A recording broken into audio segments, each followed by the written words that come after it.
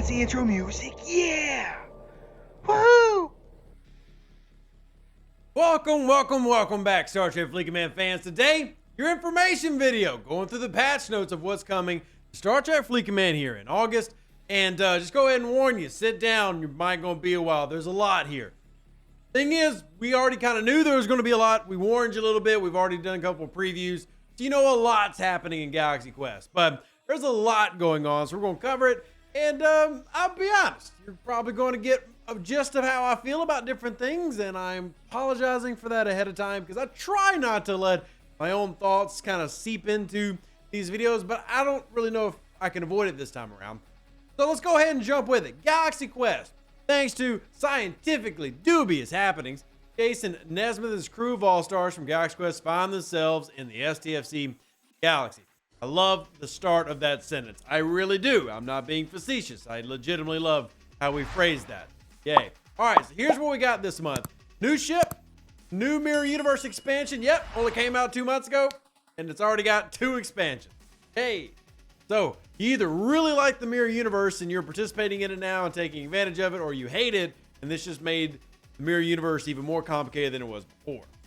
Let me know how you are in the comment section down below. I'm scared to look at the comments, but not necessarily a bad thing. Well, let's just see. New Alliance tournaments and the invasion mechanic, which I'll be real, I actually do think both of those things have fantastic potential, and I'm really excited about seeing how those pan out.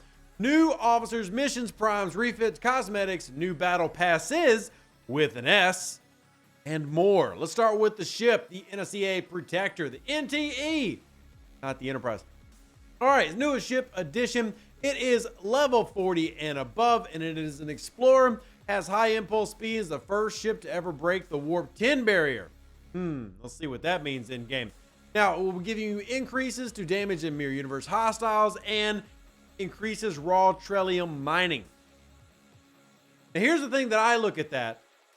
I'm very different than many of you in the game, but if it's set to mine, that means cargo bay. And that means potentially new OPC hunting ship for Rev. Hey, we get to pirate in something fresh now. But those are the notes so far. Protector have an active ability, the Omega 13 device, where the ship survives the battle if otherwise it would have been destroyed. It just rolls back the clock as it did in the movie. Now, it should be noted that this does not work in tandem with Vimit's Captain's Maneuver. So you can't have both. You can only do one or the other. So something to keep in mind there. You're not going to have like unlimited respawns. So that's the basics of the ship. We'll do a video about the ship and go into more detail probably Wednesday, but we'll see. You'll definitely get a different video on that. Now, Mirror Universe expansion. There are 15 new systems coming in, and only the NSEA Protector can get to them. So if you choose to not obtain the ship this month via swiping the old Amex Visa debit MasterCard, whatever, well, then don't worry about this portion. However, here's what happens if you do decide to dip your toes into that. They are built around hazards. Now, many of you probably don't know what hazards are yet because hazards are something unique to the G6 economy until now. Hazards are essentially systems that will damage you or destroy you for simply being there unless you have some type of resistance. For these, only the NSEA Protector has resistance against these systems. So you bring something else in there, it's going to go kapowie. You need the Protector. So in addition to this new set of stuff, there are new MU store bundles comprised of free daily claim with liquid Trellium D, exchanges for all rarities of Mirror Dust, the Proct refit, and prime particles. 4 prime particles. Now that part, I actually am like, okay, you've got my attention. Like I said, not everything's negative this month, but I will give my opinions just because it's 4 in the morning. I had to stay up all night to make this video, and well, I'm giving my opinions, dang it, so hopefully you're entertained by that. But here's what the new research nodes will include, because they're adding 23 new nodes to the research tree. Omega 13 device whole health percentage, uncommon rift key travel cost, which I actually do want that one. I don't really need the common key one that is in the Mirror Universe research tree now, but I actually do want that one. Then we got isolytic damage for FKR ships, just more isolytic damage, which is useful for those who are doing their Gorn loop. Cost efficiencies for research materials, including Sigma, War Room, Artifact Gallery, District 56, speeding up how quickly you upgrade those buildings. Scrapping speed, Apex Barrier PvP, more Apex Barrier. We told you months ago, that's the future. Invest in it if you want PvP. Opponent critical damage reduction, and energy, kinetic, and general damage buffs. All right, here's the invasion mechanic. We have talked about this a little bit already. I actually did a video about that. I'll link it at the end of this video. But the invasion mechanic is something I'm looking forward to. As Lube was talking about with the Warp Factor 5 last night, it's basically incursions, but you're being invaded by a PvE. I'm very interested to see how this plays out.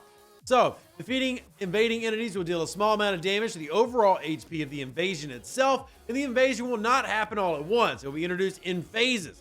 Galaxy Quest theme hostiles invade the STFC universe in a server defense versus the Ceres/Klingon alliance.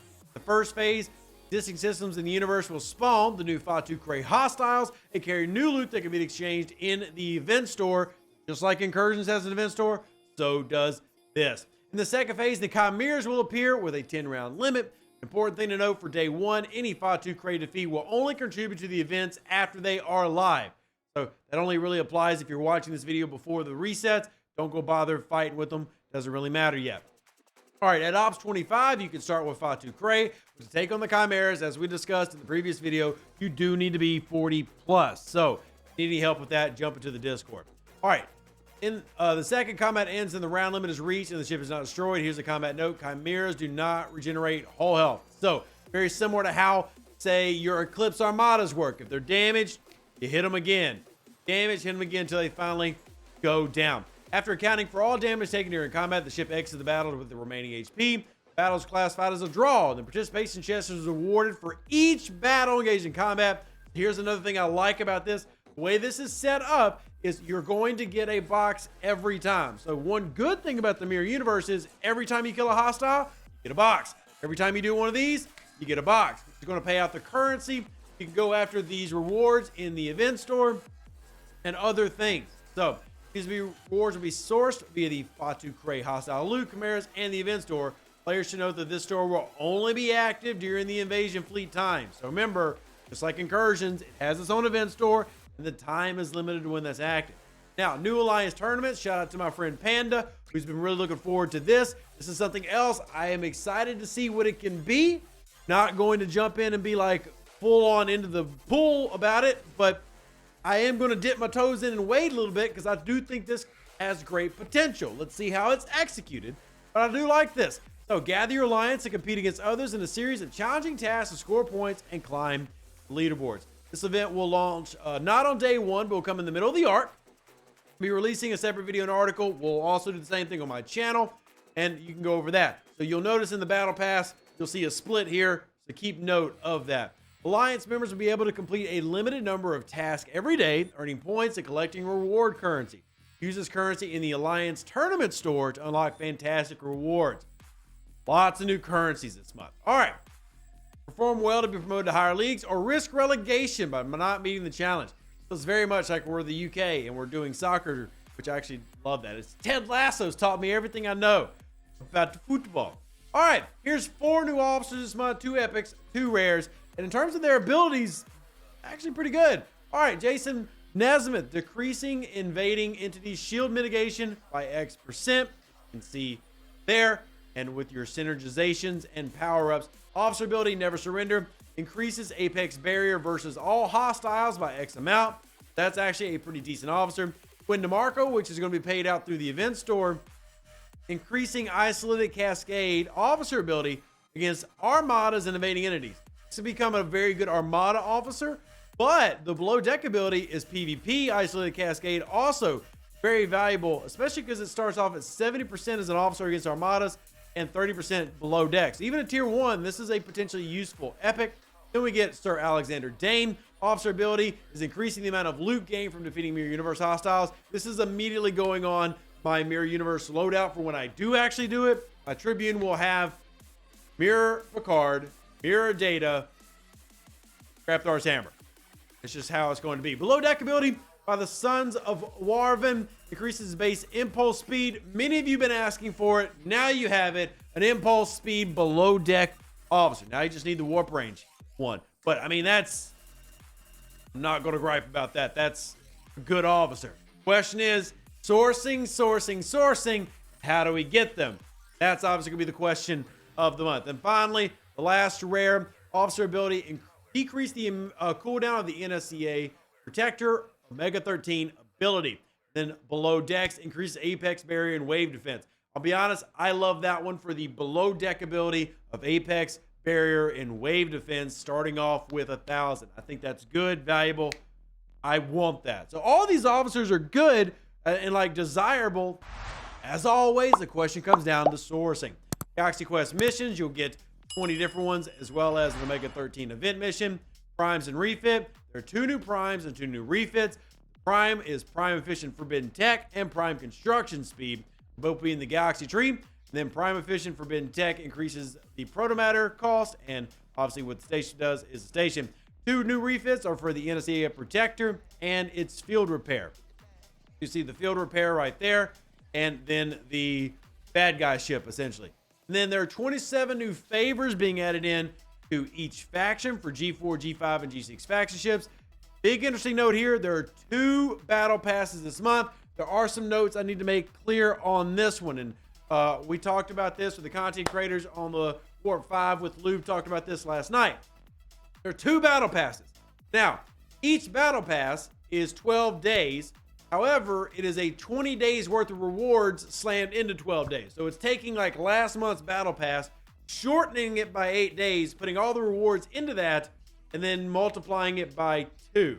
So yeah, they're trying to sell you 2 battle passes. If you choose to not buy both of them, and you just bought one like you normally would, then you'll get the same level of battle pass rewards you would have gotten last month, plus the free track of the second battle pass. Or you can choose to do what Scopely wants you to do, which is buy 2 regular battle passes, a flash pass, a territory pass, and a wave pass. And if I've combined all this, it's basically $100 a month in battle passes. So I'm not doing all that, but you could decide to go after the $20 ones because we know there's good value in those. And the first one, which will be August 6th through the 18th, that's Galaxy Quest. And the second one, August 18th, September 1st. 2 separate ones will each have their own overflows, I believe. Double check on that tomorrow during our live stream. We give away battle passes. I've also got to confirm which battle pass we're giving away. Okay, but that's another thing. And then here is a slew of bug fixes. So there is a lot this month. Not everything I'm negative about. Y'all know I'm not really big on just more and more Mirror Universe and a billion currencies. But there are big features that could long-term be very beneficial to the game.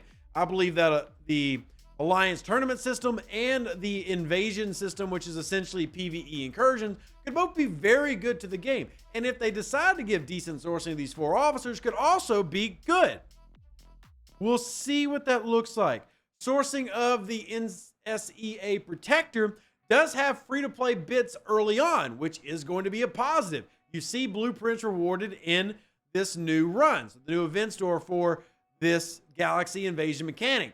But expected timeline is very similar to previous, so expect that to take months if you're doing free-to-play, meaning you're not going to be able to do any of the new mirror stuff if you are free-to-playing this ship. That's going to be how they twist the arm. Now, that's not necessarily different. Both the NX-01 with its aquatic battleship loop, the Voyager with its different nodes and minings. We've had specialty ships have content logged behind them before. That's not exactly a new thing, but that is something to keep in mind as you're making that decision for yourself. So, there you have it. Let me know what you think. I do think there are some great potential things in here, but some of the same problems we've been saying all year long are present. It's more, it's too much, it's a lot of currency. We're building on mechanics people aren't necessarily asking us to build on, at least in my community. So we'll see how it plays out. I love to reserve judgment until I actually get to experience and play things, which I think is fair. I do think it's also okay to be a little bit hesitant to commit to being excited. So we'll see how it plays out. Here are all your notes. Here are all the little bonus things that they don't tell you in the notes. And I'll see you later today. An even better outro than the intro. For the Empire and glory to your house.